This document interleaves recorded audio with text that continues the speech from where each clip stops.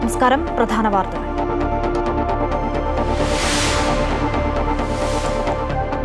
ആഭ്യന്തര വകുപ്പിന് തിരിച്ചടിയായി പോലീസ് മർദ്ദനത്തിൽ കൂടുതൽ പരാതികൾ. ആലപ്പുഴ ഡിവൈഎസ്പി മധു ബാബുവിനെതിരെ വീണ്ടും പരാതി. അടൂരിൽ 62 വയസ്സുകാരനെതിരായ അതിക്രമത്തിൽ പരാതി നൽകിയിട്ടും നടപടിയില്ല. ഹോട്ടൽ ജീവനക്കാരന് മുഖത്തടിച്ച CI. PM രതീഷിന് കാരണം കാണിക്കൽ നോട്ടീസ്. മുഖ്യമന്ത്രി മൗനം തുടരുന്നതിൽ ദുരൂഹതയെന്ന് VD സതീശൻ. പോലീസ് അതിക്രമത്തിൽ പ്രതിഷേധിച്ചുള്ള യൂത്ത് കോൺഗ്രസ് മാർച്ചുകളിൽ സംഘർഷം.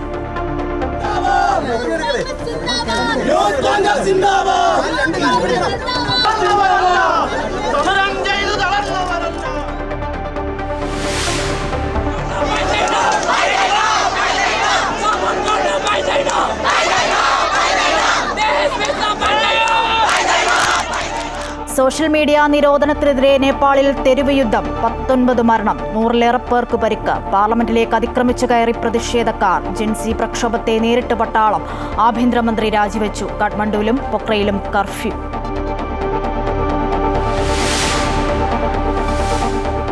അഞ്ചു വർഷത്തിലേറെ സർവീസ് ബാക്കിയുള്ള സ്കൂൾ അധ്യാപകർക്കും ടെറ്റ് നിർബന്ധമാക്കിയ സുപ്രീംകോടതി വിധിയിൽ പൊതുവിദ്യാഭ്യാസ വകുപ്പ് പുനഃപരിശോധനാ ഹർജി നൽകും. അധ്യാപകരെ സംരക്ഷിക്കാൻ കേന്ദ്രം നിയമനിർമ്മാണം നടത്തണമെന്ന് മന്ത്രി V. ശിവൻകുട്ടി.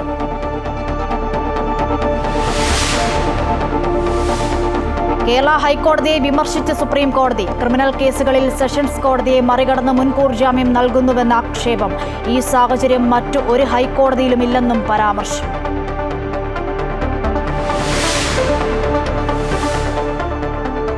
അവയവ മാറ്റിവെക്കൽ ശസ്ത്രക്രിയയ്ക്ക് വിധേയരായവർക്ക് സർക്കാർ നൽകുന്ന സൗജന്യ മരുന്ന് വിതരണത്തിൽ പാളിച്ചയെന്ന് പരാതി. മരുന്ന് കിട്ടാൻ നിരവധി രേഖകളുമായി രോഗികൾ നേരിട്ടെത്തേണ്ട ഗതികേടിൽ. സാമ്പത്തിക പരിധിയില്ലാതെ മരുന്നും മറ്റ് ആനുകൂല്യങ്ങളും നൽകണമെന്ന് organ foundation of Kerala.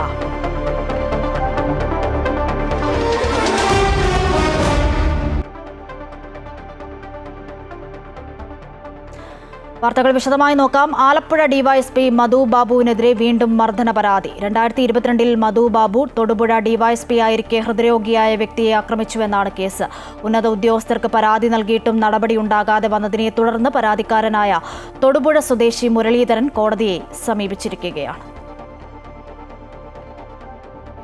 2022 ഡിസംബറിലാണ് Thodupuzha DYSP ആയിരുന്ന മധു ബാബു മലങ്കര സ്വദേശിയായ മുരളീധരനെ മർദ്ദിച്ചത്. തൊടുപുഴ SNDP യൂണിയൻ അഡ്മിനിസ്ട്രേറ്റീവ് കമ്മിറ്റിയിലെ വനിതാ നേതാവിനെതിരെ സമൂഹമാധ്യമത്തിൽ മോശമായ രീതിയിൽ പ്രചരണം നടത്തിയതുമായി ബന്ധപ്പെട്ട് മുരളീധരനെതിരെ പരാതിയുണ്ടായിരുന്നു. ഈ കേസിലാണ് ഇദ്ദേഹത്തെ സ്റ്റേഷനിൽ വിളിച്ചു വരുത്തിയത്. കാര്യങ്ങൾ സംസാരിക്കുന്നതിനിടെ തൊടുപുഴ ഡിവൈഎസ്പി വയർലെസ് സെറ്റ് എടുത്തെറിയുകയും മുഖത്തടിക്കുകയും ബൂട്ടിട്ട് നെഞ്ചിൽ ചവിട്ടുകയും ചെയ്തെന്നാണ് മുരളീധരന്റെ പരാതി. വളരെ സുഖിതനായിട്ട് ചാടി എണീറ്റ് അദ്ദേഹത്തിന്റെ കയ്യിലിരുന്ന വയർലെസ് എന്റെ നെഞ്ചത്തേക്ക് വലിച്ചെറിയുകയും അത് കഴിഞ്ഞ് ഞാൻ ആ കസേര സഹിതം വീണു കഴിഞ്ഞപ്പോൾ പോലീസുകാരോട് അദ്ദേഹം പറഞ്ഞു പിടിച്ചേൽപ്പിക്കാതെ അവനെന്നും പറഞ്ഞ് പിടിച്ചേൽപ്പിച്ച് വന്ന വഴി ഇദ്ദേഹം വീണ്ടും ഏറ്റുവന്ന് എന്റെ നെഞ്ചത്ത് ഷൂ ഇട്ട് ചവിട്ടുകയാണ് ഉണ്ടായത്. മർദ്ദനത്തെ തുടർന്ന് മുരളീധരൻ ആശുപത്രിയിലെത്തിയെങ്കിലും മധുബാബു ഇടപെട്ട് ചികിത്സ തുടരാൻ അനുവദിച്ചില്ലെന്നും ആരോപണമുണ്ട്. മധുബാബുവിനെതിരെ സംസ്ഥാന പോലീസ് മേധാവിക്കും ജില്ലാ പോലീസ് മേധാവിക്കും പരാതി നൽകിയിട്ടും യാതൊരു നടപടിയും ഉണ്ടായില്ല. തുടർന്ന് മുരളീധരൻ കോടതിയെ സമീപിക്കുകയായിരുന്നു. കേസ് ഒത്തുതീർപ്പാക്കാൻ ഉന്നതർ മുഖാന്തരം മധുബാബു ഇടപെടൽ നടത്തിയെന്നും മുരളീധരൻ ആരോപിച്ചു. അമൃത ന്യൂസ്, ഇടുക്കി.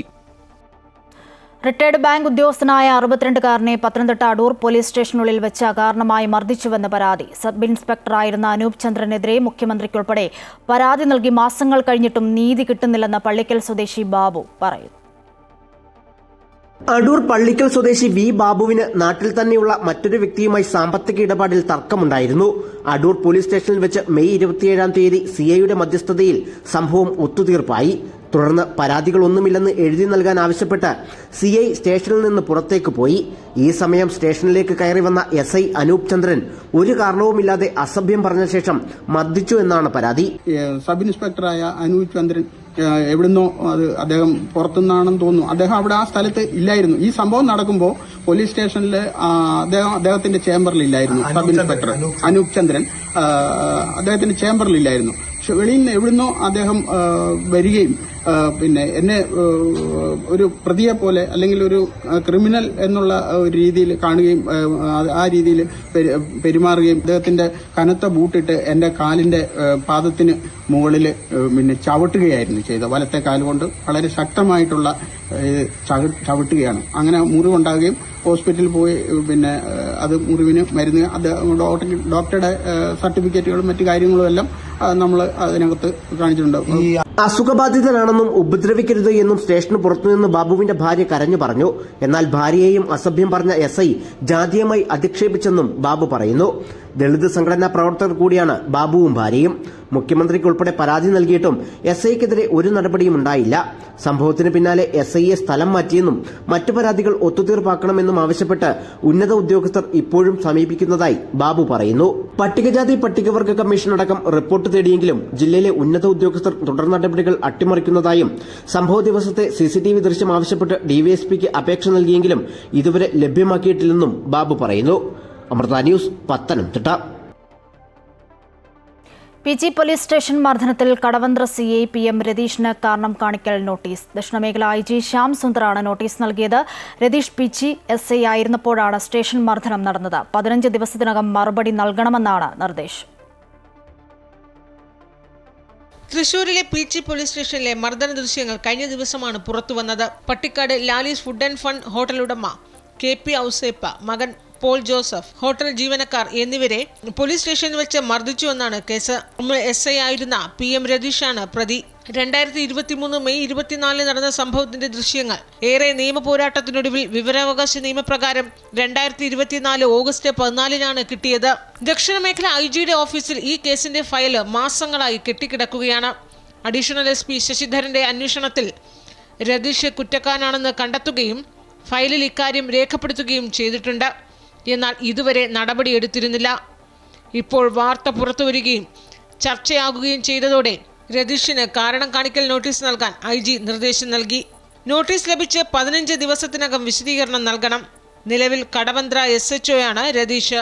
അമൃത ന്യൂസ്, തിരുവനന്തപുരം. കൊല്ലത്ത് പോലീസിനെതിരെയുള്ള യൂത്ത് കോൺഗ്രസ് പ്രതിഷേധത്തിൽ സംഘർഷം. കുന്നംകുളം കസ്റ്റഡി മർദ്ദനത്തിൽ പോലീസുകാരെ സർവീസിൽ നിന്നും പുറത്താക്കണമെന്നാവശ്യപ്പെട്ടായിരുന്നു യൂത്ത് കോൺഗ്രസിന്റെ പ്രതിഷേധം. സുജിത്തിനെ മർദ്ദിച്ച പോലീസുകാരൻ സന്ദീപിന്റെ ചവറ തെക്കും ഭാഗത്തെ വീട്ടിലേക്ക് പ്രതിഷേധ മാർച്ച് നടത്തിയ പ്രവർത്തകരെ വീടിന് മുൻപിൽ ബാരിക്കേഡ് വെച്ച് പോലീസ് തടഞ്ഞു. കരുനാഗപ്പള്ളി ASP അഞ്ജലി ഭാവനയുടെ നേതൃത്വത്തിൽ വൻ പോലീസ് സന്നാഹമാണ് സന്ദീപിന്റെ വീടിന് സുരക്ഷയൊരുക്കിയത്. ബാരിക്കേഡ് മറികടക്കാൻ ശ്രമിച്ച പ്രവർത്തകരും പോലീസും തമ്മിൽ ഉന്തും തള്ളുമുണ്ടായി. ബാരിക്കേഡ് ചാടിക്കടന്ന വനിതാ പ്രവർത്തകർ ഉൾപ്പെടെ റോഡിൽ കിടന്ന് പ്രതിഷേധിച്ചു.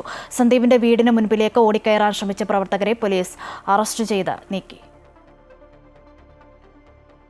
കുന്നംകുളം കസ്റ്റഡി മർദ്ദനത്തിൽ പ്രതിഷേധം ശക്തമാക്കി യൂത്ത് കോൺഗ്രസ്. സെക്രട്ടേറിയറ്റിലേക്ക് യൂത്ത് കോൺഗ്രസ് നടത്തിയ മാർച്ചിൽ സംഘർഷം. മാർച്ച് പോലീസ് ബാരിക്കേഡുകൾ വെച്ച് തടഞ്ഞതോടെ പ്രവർത്തകർ ബാരിക്കേഡ് ചാടിക്കടക്കാൻ ശ്രമിച്ചു. തുടർന്ന് പോലീസ് 2 തവണ ജലപീരങ്കി പ്രയോഗിച്ചു. സെക്രട്ടേറിയറ്റ് ഗേറ്റ് ചാടിക്കടക്കാൻ യൂത്ത് കോൺഗ്രസ് പ്രവർത്തകർ ശ്രമിച്ചതോടെ പോലീസും പ്രവർത്തകരും തമ്മിൽ സംഘർഷമുണ്ടായി. പിന്നീട് പ്രവർത്തകരെ അറസ്റ്റ് ചെയ്ത് നീക്കി.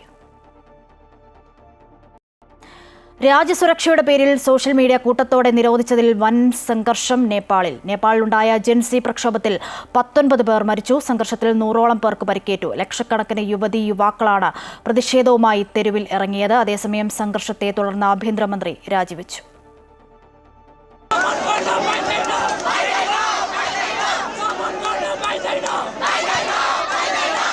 കാഠ്മണ്ഡുവിലടക്കം പ്രധാന നഗരങ്ങളിൽ ജനജീവിതം സ്തംഭിച്ചു. അഴിമതിയും ദുർഭരണവും മൂടിവെക്കാനാണ് സോഷ്യൽ മീഡിയ നിരോധനമെന്ന് ചെറുപ്പക്കാർ പറയുന്നു. പലയിടത്തും ലാത്തിചാർജും വെടിവെപ്പുമുണ്ടായി. അതേസമയം സംഘർഷത്തിന്റെ പശ്ചാത്തലത്തിൽ നേപ്പാളിൽ അടിയന്തര യോഗം വിളിച്ചു.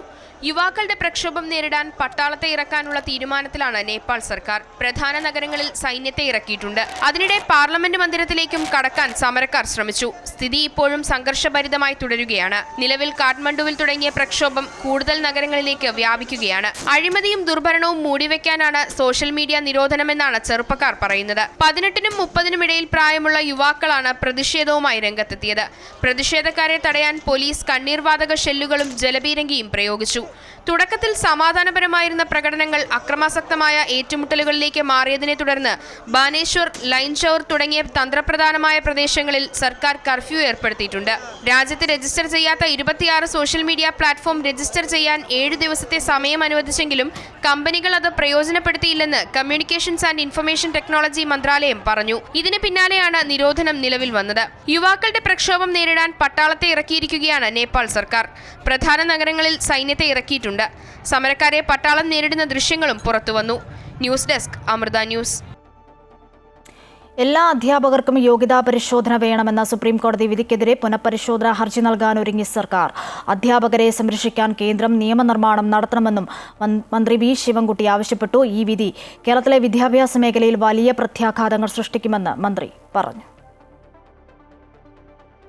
സർക്കാർ എയ്ഡഡ് സ്കൂളുകളിൽ 1 മുതൽ 8ാം ക്ലാസ് വരെ പഠിപ്പിക്കാൻ നിലവിൽ സർവീസിലുള്ള അധ്യാപകരും അധ്യാപക യോഗ്യതാ പരീക്ഷ പാസ്സാകണമെന്ന് സുപ്രീം കോടതി വിധിച്ചിരുന്നു. ജോലിയിൽ തുടരാനും സ്ഥാനക്കയറ്റത്തിനും പരീക്ഷ നിർബന്ധമായും പാസ്സായിരിക്കണമെന്ന മഹാരാഷ്ട്ര, തമിഴ്നാട് സംസ്ഥാനങ്ങളിലെ അധ്യാപകർ നൽകിയ ഹർജിയിലാണ് ജസ്റ്റിസുമാരായ ദീപാങ്കർ ദത്ത, അഗസ്റ്റിൻ ജോർജ് എന്നിവരുടെ ബെഞ്ച് ഉത്തരവിട്ടത്. 5 വർഷത്തിലേറെ സർവീസ് ബാക്കിയുള്ള സ്കൂൾ അധ്യാപകർക്ക് യോഗ്യതാ പരീക്ഷയായ ടീച്ചേഴ്സ് എലിജിബിലിറ്റി ടെസ്റ്റ് നിർബന്ധമാക്കിയ സുപ്രീം കോടതി വിധിയിൽ പൊതുവിദ്യാഭ്യാസ വകുപ്പ് പുനഃപരിശോധനാ ഹർജി നൽകുകയോ കൂടുതൽ വ്യക്തത തേടി സുപ്രീം കോടതിയെ സമീപിക്കുകയോ ചെയ്യുമെന്ന് മന്ത്രി വി ശിവൻകുട്ടി വ്യക്തമാക്കി. ടെറ്റ് യോഗ്യത നേടാത്തവർ അധ്യാപക ജോലി അവസാനിപ്പിക്കണമെന്നാണ് സുപ്രീം കോടതി വിധിയിൽ പ്രതിപാദിക്കുന്നതെന്നും കേന്ദ്ര സർക്കാർ നിയമനിർമ്മാണം നടത്തണമെന്നും മന്ത്രി ആവശ്യപ്പെട്ടു. ഒരു തൊഴിൽ മേഖലയിലെ യോഗ്യത മാറ്റം വരുത്തുമ്പോൾ നിയമം വരുന്നതിന് മുമ്പുള്ളവർക്ക് സംരക്ഷണം നൽകുക എന്ന കീഴ്വഴക്കം പതിവുള്ളതാണ്. ഇന്ത്യയിലൊട്ടാകെ ഈ വിധി ദൂരവ്യാപകമായ പ്രത്യാഘാതങ്ങൾ ഉണ്ടാക്കും. കേരളത്തിലെ ഭൂരിഭാഗം അധ്യാപകരെയും ഇത് ദോഷകരമായി ബാധിക്കും. എന്തായാലും നിലവിലെ ബഹുമാനപ്പെട്ട സുപ്രീം കോടതി വിധിക്കെതിരെ പുനഃപരിശോധനാ ഹർജിയോ വ്യക്തത തേടിക്കൊണ്ട് ബഹുമാനപ്പെട്ട സുപ്രീം കോടതിയെ വീണ്ടും സമീപിക്കുകയോ ചെയ്യാനാണ് ഗവൺമെന്റ് തീരുമാനിച്ചിട്ടുള്ളത്. 5 വർഷം മാത്രം ബാക്കിയുള്ളവർക്ക് ഇളവ് നൽകിയിരുന്നു. ഭരണഘടന പ്രകാരം വിദ്യാഭ്യാസം കൺകറന്റ് ലിസ്റ്റിൽ ഉൾപ്പെട്ട വിഷയമാണ്. അതുകൊണ്ട് തന്നെ കേന്ദ്ര സർക്കാർ രൂപം കൊടുക്കുന്ന നിയമങ്ങൾക്കാണ് മേൽക്കൈയുള്ളത്. അമൃത ന്യൂസ്, തിരുവനന്തപുരം. ക്രിമിനൽ കേസുകളിൽ നേരിട്ട് മുൻകൂർ ജാമ്യം നൽകുന്ന കേരള ഹൈക്കോടതിയുടെ നടപടിയിൽ അതൃപ്തി രേഖപ്പെടുത്തി സുപ്രീം കോടതി. സെഷൻസ് കോടതിയെ മറികടന്ന് ഹൈക്കോടതി നേരിട്ട് ജാമ്യം നൽകുന്നുവെന്ന് സുപ്രീം കോടതി വിമർശിച്ചു. വിഷയത്തിൽ ഹൈക്കോടതി രജിസ്ട്രാർ ജനറലിന് നോട്ടീസ് അയച്ചു. നിയമവശങ്ങൾ പരിശോധിക്കാനായി കോടതിയെ സഹായിക്കാൻ അമിക്കസ് ക്യൂറി നിയമിച്ചു.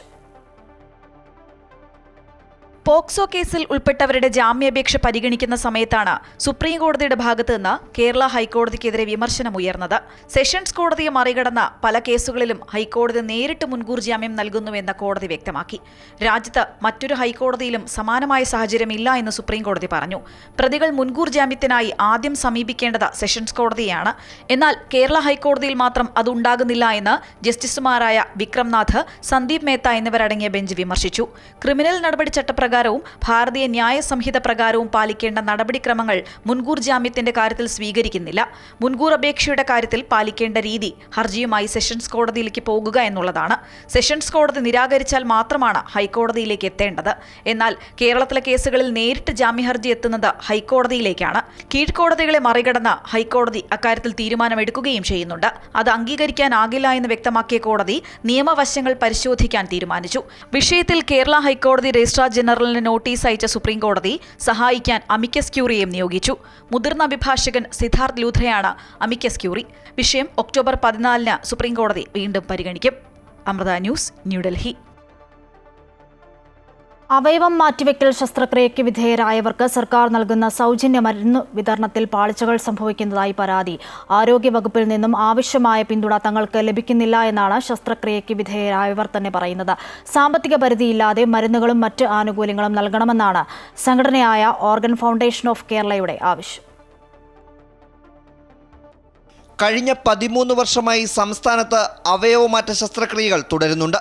389 മരണാനന്തര അവയവദാനമാണ് ഇതുവരെ സംസ്ഥാനത്തു നടന്നത്. ഇതിൽ 1120 ഗുണഭോക്താക്കളുമുണ്ട്. ഇതുകൂടാതെ കരൾ മാറ്റിവെക്കൽ ശസ്ത്രക്രിയകളും വ്യാപകമായി തുടരുന്നുണ്ട്.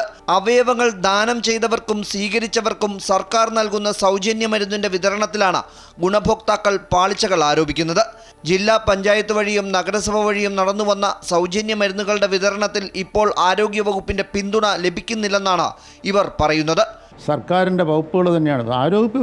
ആരോഗ്യ വകുപ്പിൽ നിന്ന് നമുക്ക് വേണ്ടതായ മതിയായ ഉള്ള സപ്പോർട്ട് കിട്ടുന്നില്ല. അവിടെ നിന്ന് ഒരു സർട്ടിഫിക്കറ്റ് വാങ്ങിക്കൊണ്ട് കൊടുക്കണമെന്ന് പറഞ്ഞാൽ ആ സർട്ടിഫിക്കറ്റിന് വേണ്ടി 2-3 ദിവസം കയറി ഇറങ്ങിയിരുന്നാലും ആ സർട്ടിഫിക്കറ്റ് നമുക്ക് കിട്ടുന്നില്ല. സഹായം ചെയ്യേണ്ടവർ അവർ നമ്മൾ മുമ്പ് കണ്ണടക്കുകയാണ്, അല്ലെങ്കിൽ അവർക്കെന്തോ വേറെ രീതിയിൽ ലഭ്യമാക്കുന്നു അവരുടെ ഇതുകൊണ്ടെന്നുള്ള, അല്ലെങ്കിൽ തരുന്നതിന് അവർക്ക് താല്പര്യമില്ല എന്നുള്ളതാണ്. ആയിരക്കണക്കിന് രൂപയാണ് അവയവമാറ്റം നടത്തിയവർ ഒരു മാസം മരുന്നിന് മാത്രമായി ചെലവഴിക്കുന്നത്. അതിനാൽ തന്നെ തങ്ങൾക്ക് ജോലിയിലും പഠനത്തിലും ഉൾപ്പെടെ വിവിധ മേഖലകളിൽ സംവരണം ഏർപ്പെടുത്തണമെന്ന് അവയവമാറ്റ ശസ്ത്രക്രിയയ്ക്ക് വിധേയരായവരുടെയും അവയവം ദാനം ചെയ്തവരുടെയും സംഘടനയായ ഓർഗൻ ഫൗണ്ടേഷൻ ഓഫ് കേരള ആവശ്യപ്പെടുന്നു. ഈ ആവശ്യങ്ങൾ മുൻനിർത്തി സർക്കാരിനെ നേരിൽ സമീപിക്കാനാണ് ഇവരുടെ തീരുമാനം. അതേസമയം മുൻകാലങ്ങളിൽ തുടർന്നു വന്നതുപോലെ മരുന്നുകൾ വീടുകളിലെത്തിക്കുന്നത് പുനഃസ്ഥാപിക്കണമെന്നും ഇവർ പറയുന്നു. ദുർബല വിഭാഗക്കാരായ തങ്ങളുടെ ആവശ്യം സർക്കാർ പരിഗണിക്കുമെന്ന തികഞ്ഞ പ്രതീക്ഷയിലാണ് organ foundation of Kerala. Amrita News, Thiruvananthapuram. ഇനി ഗൾഫ് വാർത്തകൾ നോക്കാം. സൗദി തുറമുഖങ്ങളിൽ കണ്ടെയ്നർ നീക്കത്തിൽ വൻ വളർച്ച രേഖപ്പെടുത്തി. കഴിഞ്ഞ മാസത്തെ കണക്കനുസരിച്ച് 9.5% വളർച്ചയാണുണ്ടായത്. ഈ വർഷം ഓഗസ്റ്റിൽ 7,50,634 കണ്ടെയ്നറുകളാണ് തുറമുഖങ്ങളിൽ കൈകാര്യം ചെയ്തത്. എന്നാൽ 2024 ഓഗസ്റ്റിൽ 6,85,414 കണ്ടെയ്നറുകൾ മാത്രമാണ് തുറമുഖങ്ങളിൽ കൈകാര്യം ചെയ്യാൻ സാധിച്ചത്. ട്രാൻസ്ഷിപ്മെന്റ് കണ്ടെയ്നറുകളിൽ 14.68% വർധനയുണ്ടായത്. കുവൈറ്റിൽ സ്കൂൾ ക്യാന്റീനുകളിൽ 10ഓളം ഉൽപ്പന്നങ്ങളുടെ വിൽപ്പന നിരോധിച്ചു. സ്കൂൾ ക്യാന്റീനുകളിൽ വിതരണം ചെയ്യുന്ന ഭക്ഷണത്തിന്റെ ഗുണനിലവാരം മെച്ചപ്പെടുത്തുവാനും വിദ്യാർത്ഥികളുടെ ആരോഗ്യം കണക്കിലെടുത്തുകൊണ്ടുമാണ് നടപടി. ഇതിനു പുറമെ സമൂഹത്തിൽ ആരോഗ്യകരമായ പോഷകാഹാര സംസ്കാരം വളർത്തിയെടുക്കുന്നതിനും ലക്ഷ്യമിട്ടുള്ള ഒരു മുൻനിര വികസന പദ്ധതിയുടെ ഭാഗമായാണ് സ്കൂൾ കഫ്റ്റീരിയകളിൽ പുതിയ നിയന്ത്രണങ്ങൾ നടപ്പിലാക്കുന്നതെന്ന് general authority for food and nutrition ഔദ്യോഗിക വക്താവ് ഡോക്ടർ ഷൈമ അൽ അസ്ഫോർ വ്യക്തമാക്കി. സോഫ്റ്റ് ഡ്രിങ്കുകൾ, എനർജി ഡ്രിങ്കുകൾ, കഫീൻ അടങ്ങിയ പാനീയങ്ങൾ, പഞ്ചസാര, കൊഴുപ്പ് കൂടുതലുള്ള ഭക്ഷണങ്ങൾ, ട്രാൻസ് ഫാറ്റ് അടങ്ങിയ ഭക്ഷണങ്ങൾ, ഫാസ്റ്റ് ഫുഡ്, ടിന്നിലടച്ച നൂഡിൽസ്, കൃത്രിമ നിറങ്ങൾ, ഉയർന്ന കലോറിയുള്ള സോസുകൾ, സംസ്കരിച്ച മാംസം എന്നിവയുടെ വിൽപ്പനയാണ് നിരോധിച്ചത്.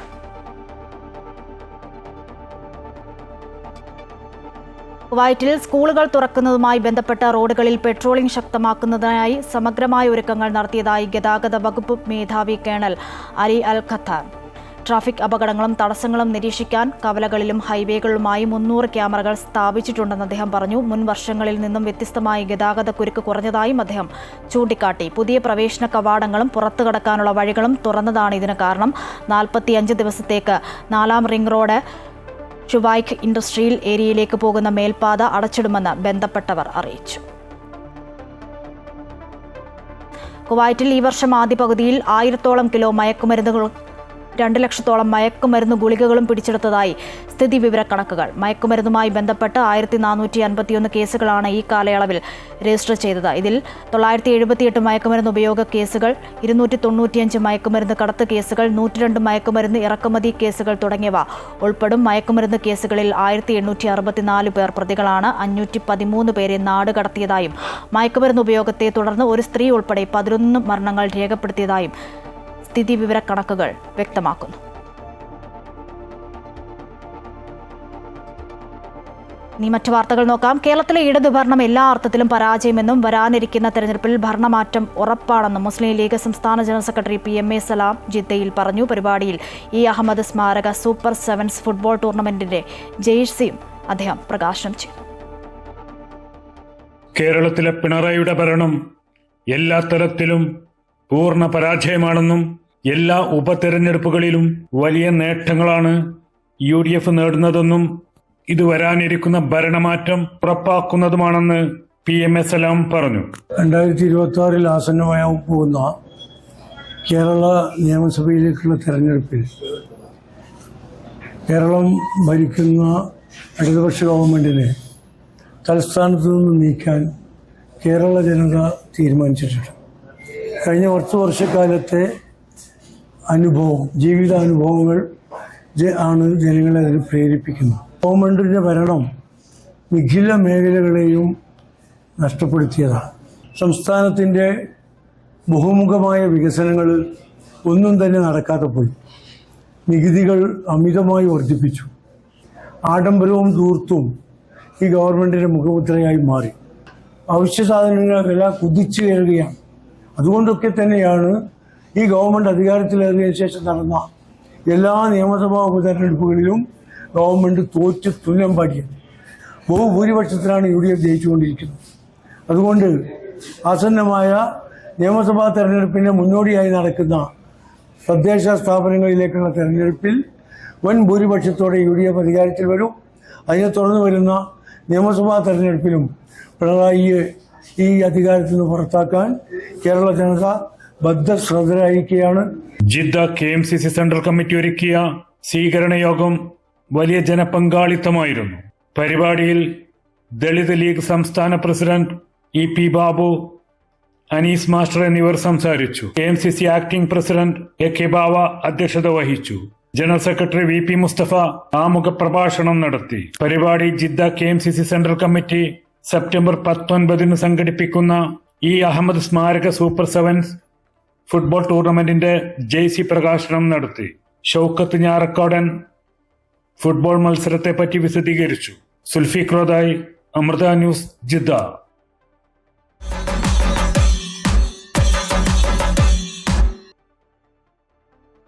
ആഘോഷങ്ങളിലെല്ലാം തനിമ നിലനിർത്തുന്ന തൃശൂരിൽ അരമണി കിലുക്കി, കുടവയർ കുലുക്കി, പുലിത്താളം ചവിട്ടി സാംസ്കാരിക നഗരത്തിന്റെ ഹൃദയം കീഴടക്കി പുലിക്കൂട്ടങ്ങൾ.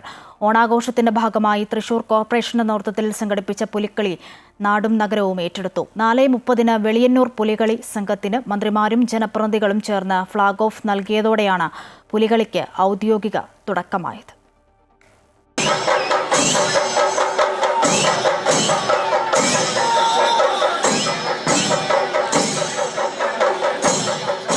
തൃശൂർ പൂരത്തിന് ശേഷം പുലികളിക്കായി കാത്തിരുന്ന തൃശൂരുകാരുടെ ഇടയിലേക്ക് പുലിക്കൂട്ടങ്ങൾ 4:30 ചുവടുവെച്ച് വടക്കുംനാഥ ക്ഷേത്രത്തിന്റെ പ്രദക്ഷിണ വഴികളിലേക്കെത്തി. പുലിത്താളത്തിനൊപ്പം അരമണി കിലുക്കി, കുടവയർ കുലുക്കിയെത്തിയ പുലിക്കൂട്ടങ്ങളെ കണ്ട് പ്രദക്ഷിണ വഴികളിൽ നിറഞ്ഞു നിന്ന ജനസഞ്ചയം ആർപ്പുവിളികളോടെ ഓരോ സംഘങ്ങളെ വരവേറ്റു.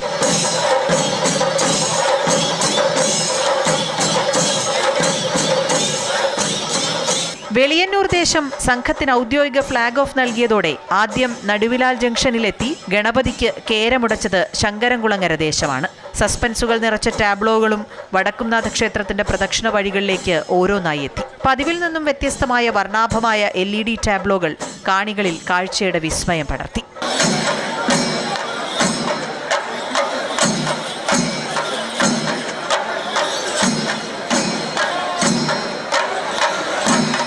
പുരാണവും ചരിത്രവും പ്രളയവും അടങ്ങിയ ടാബ്ലോകൾ, മയക്കുമരുന്നിന്റെ ദൂഷ്യവശങ്ങൾ സൂചിപ്പിക്കുന്ന വ്യത്യസ്തമായ ടാബ്ലോകൾ ഓരോ പുലികളി സംഘങ്ങളും കളത്തിലിറക്കി. ഓണാഘോഷത്തിന് സമാപനം കുറിച്ചുകൊണ്ട് നടന്ന പുലികളിയിലേക്ക് ഒഴുകിയെത്തിയത് നാടിന്റെ നാനാഭാഗങ്ങളിൽ നിന്നുള്ള ലക്ഷക്കണക്കിന് ജനങ്ങളാണ്. തൃശൂർ പൂരത്തിന് സമാനമായി വീറും വാശിയോടെയും നടന്ന പുലികളിക്കും ഇതോടെ സമാപനമായി. അടുത്ത വർഷം കൂടുതൽ പുതുമകളോടെ എത്തുമെന്ന ആത്മവിശ്വാസം പ്രകടിപ്പിച്ചാണ് ഓരോ പുലികളി സംഘങ്ങളും വടക്കുംനാഥ ക്ഷേത്രത്തിന്റെ പ്രദക്ഷിണ വഴികളിൽ നിന്നും പുലിമടകളിലേക്ക് മടങ്ങിയത്.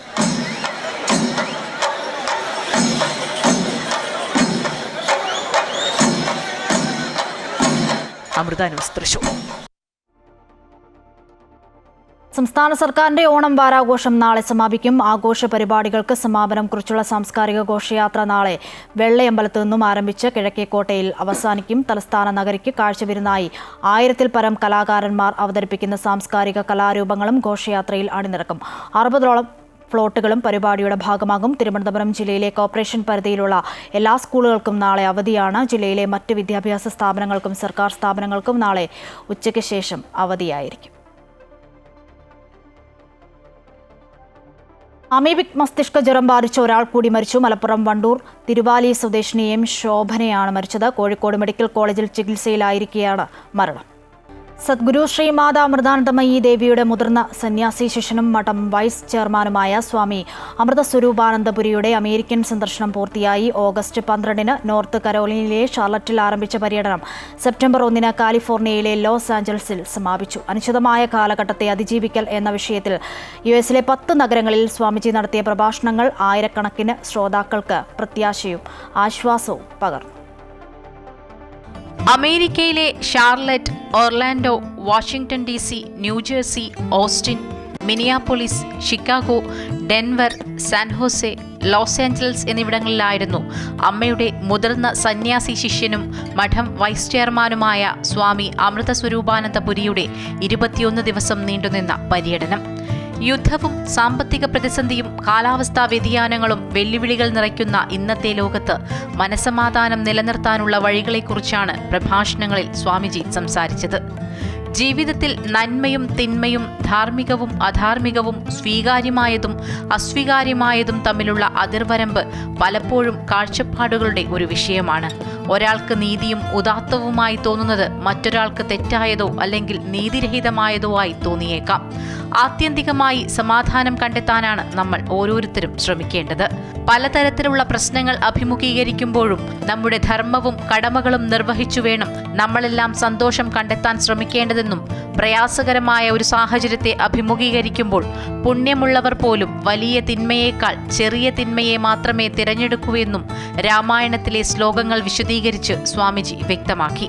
ഈശ്വരൻ അധികം സംസാരിക്കുന്നവനല്ല, മറിച്ച് നിശബ്ദമായി പ്രവർത്തിക്കുന്നവനാണെന്ന് ഓസ്ട്രീനിലെ പ്രഭാഷണത്തിൽ അദ്ദേഹം അഭിപ്രായപ്പെട്ടു. സഹജീവികളെ സഹായിക്കുന്നതിലൂടെ മനുഷ്യരാശിക്കും പ്രകൃതിക്കും നന്മയുണ്ടാകുന്നു എന്ന അമ്മയുടെ സന്ദേശം വിവിധ പരിപാടികളിലൂടെ നടത്തിയ പ്രഭാഷണങ്ങളിലൂടെ സ്വാമിജി അമേരിക്കൻ ജനതയുമായി പങ്കുവച്ചു. അമ്മ പറയാറുണ്ട്, സനാതന ധർമ്മം ഭാരതം ഉണർന്നാൽ ലോകം ഉണരും. സ്വാമിജിയുടെ വാക്കുകൾ ശ്രവിച്ചതിലൂടെ തങ്ങൾക്ക് ഭയത്തിൽ നിന്നും ധൈര്യത്തിലേക്കുള്ള മാറ്റം അനുഭവിക്കാൻ കഴിയുന്നതായി പ്രഭാഷണം കേട്ടവരെല്ലാം അഭിപ്രായപ്പെട്ടു. അമേരിക്കയിലെ ആശ്രമ പ്രവർത്തനങ്ങൾക്ക് നേതൃത്വം വഹിക്കുന്ന സ്വാമി ദയാമൃതാനന്ദപുരിയും ബ്രഹ്മചാരി രാമാനന്ദാമൃത ചൈതന്യയും പര്യടനത്തിലുടനീളം സ്വാമിജിയെ അനുഗമിച്ചു. Kerala Hindus of north America സംഘടിപ്പിച്ച പരിപാടിയിൽ മാതാ അമൃതാനന്ദമയി മഠത്തെ പ്രതിനിധീകരിച്ച് സ്വാമിജി പങ്കെടുത്തു. കൊളത്തൂർ അദ്വൈതാശ്രമം മഠാധിപതി സ്വാമി ചിദാനന്ദപുരിയും മുൻ കേന്ദ്രമന്ത്രി മീനാക്ഷി ലേഖിയും ചടങ്ങിൽ സംബന്ധിച്ചു. നിസ്വാർത്ഥമായ സ്നേഹം പങ്കുവച്ച് മറ്റുള്ളവർക്ക് ആശ്വാസത്തിന്റെ വെളിച്ചം പകരുന്ന വിളക്കുകളായി മാറാൻ തയ്യാറാണെന്ന വിളംബരത്തോടെയാണ് സ്വാമിജിയുടെ അമേരിക്കൻ പര്യടനം പൂർത്തിയായത്. News desk, Amrita TV. ജെറുസലേമിലെ ബസ് സ്റ്റേഷനിൽ നടന്ന വെടിവയ്പിൽ 6 പേർ കൊല്ലപ്പെട്ടു. റാമോട്ട് ജംഗ്ഷനിൽ ബസ് കാത്തുനിന്ന ആളുകൾക്ക് നേരെ അജ്ഞാതരായ അക്രമികൾ വെടിയുതിർക്കുകയായിരുന്നു. 15 പേർക്ക് പരിക്കേറ്റതായാണ് റിപ്പോർട്ട്. 2 പ്രതികളെ ഇസ്രായേൽ പോലീസ് വെടിവെച്ച് കൊന്നതായും റിപ്പോർട്ടുണ്ട്. മരിച്ചവരിൽ 50 വയസ്സ് പ്രായമുള്ള ഒരു സ്ത്രീയും ഉൾപ്പെടുന്നു. ആക്രമണം നടത്താൻ ഒരു വാഹനത്തിൽ 2 അക്രമികൾ റാമോട്ട് ജംഗ്ഷനിൽ എത്തിയതായി ഇസ്രായേൽ പോലീസ് അറിയിച്ചു. റഷ്യക്കെതിരെ അടുത്ത ഘട്ട ഉപരോധം ഏർപ്പെടുത്തുമെന്ന സൂചന നൽകി US പ്രസിഡന്റ് ഡൊണാൾഡ് ട്രംപ്. റഷ്യയിൽ നിന്നും എണ്ണ വാങ്ങുന്നവർക്ക് കൂടുതൽ താരിഫ് ഏർപ്പെടുത്താനും നീക്കം. നടപടി ഇന്ത്യയെ ലക്ഷ്യം വെച്ചെന്ന സൂചന. അതേസമയം ട്രംപിന്റെ താരിഫ് വർധന ചർച്ച ചെയ്യാൻ ബ്രിക്സ് രാഷ്ട്രങ്ങൾ ബ്രസീലിൽ യോഗം ചേരും. US ഓപ്പൺ പുരുഷ ഫൈനൽ കാണാൻ പുറപ്പെടുന്നതിന് മുൻപാണ് വൈറ്റ് ഹൗസിന് പുറത്തുവച്ച് മാധ്യമപ്രവർത്തകൻ റഷ്യക്കെതിരെ അടുത്തഘട്ട ഉപരോധങ്ങൾക്കായി നിങ്ങൾ തയ്യാറാണോ എന്ന ചോദ്യം ഉന്നയിച്ചത്. അതെ, ഞാൻ തയ്യാറാണ് എന്നാണ് ട്രംപ് മറുപടി നൽകിയതും. റഷ്യയിൽ നിന്ന് എണ്ണ വാങ്ങുന്നവർക്ക് കൂടുതൽ താരിഫ് ആലോചിക്കുമോ എന്ന ചോദ്യത്തിനും അതെ എന്നായിരുന്നു ട്രംപിന്റെ ഉത്തരം. റഷ്യയിൽ നിന്ന് എണ്ണ വാങ്ങുന്ന രാജ്യങ്ങൾക്ക് ഉപരോധം ഏർപ്പെടുത്തണമെന്ന ട്രഷറി സെക്രട്ടറി സ്കോട്ട് ബെസൻ പറഞ്ഞതിനോട് യോജിക്കുകയാണ് ട്രംപ് ഇപ്പോൾ ചെയ്തിട്ടുള്ളത്.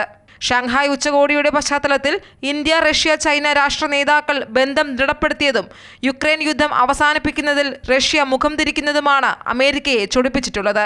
കൂടാതെ 50% എന്ന ഭീമൻ തീരുവ ചുമത്തിയിട്ടും ഇന്ത്യ ഇപ്പോഴും റഷ്യൻ എണ്ണ വാങ്ങുന്നതിൽ കടുത്ത അതൃപ്തിയാണ് ട്രംപിനുള്ളത്.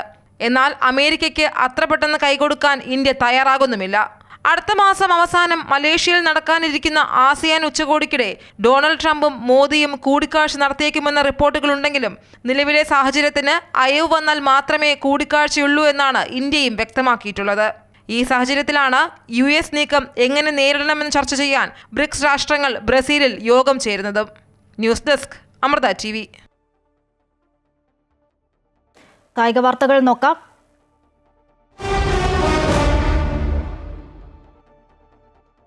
Central Asian football association nationals കപ്പിൽ ഇന്ത്യക്ക് 3ാം സ്ഥാനം. ശക്തരായ ഒമാനെ പെനാൽറ്റി ഷൂട്ടൌട്ടിൽ കീഴടക്കിയാണ് ഇന്ത്യ വെങ്കലം നേടിയത്. നിശ്ചിത സമയത്തും അധിക സമയത്തും സ്കോർ 1-1 ആയിരുന്നു. ഇതോടെ മത്സരം പെനാൽറ്റി ഷൂട്ടൌട്ടിലേക്ക് നീങ്ങി. ഫിഫ റാങ്കിൽ 79ാം സ്ഥാനത്താണ് ഒമാൻ. ഇന്ത്യ 133ാം സ്ഥാനത്തുമാണ്. ഇതോടെ ഈ വാർത്താ ബുള്ളറ്റിൻ പൂർണ്ണമാകുന്നു. നമസ്കാരം.